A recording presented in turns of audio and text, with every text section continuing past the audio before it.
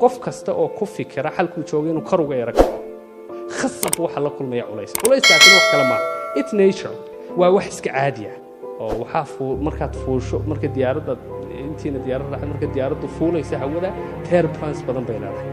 waxay leedahay dhaqdhaqaaq iyo cabsi badan shanqar bay leedahay gariir bay leedahay lightska way shidayaan suumanka geejista la odhanayaa dadka ka dhex shaqeeya way fadhiisanayaan waxaad moodaa mini emergency baad moodaa intay fuulaysa hawada laakiin markay fuusho hawada ay gaadho 20 feet wixii ka sarreeya laydhashaa la demiyaa soomasha iska debciyaa laydhahaa dadka ka shaqeeyaa soo baxaa cunto macaan baa lagu siiyaa iskushaad gali kartaa it's okay noloshuna waa saas sida caadiga waa sidaa waxa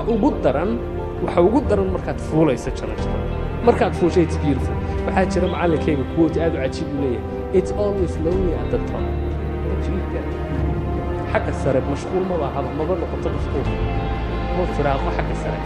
وانا عدله لكن سير العام بعد كنتين في عام بعد يوم أذكر راعي صرت dadku ma rabaan inay fuulaan fuulidana dadkii ilaahay mushkilad kaga dhigay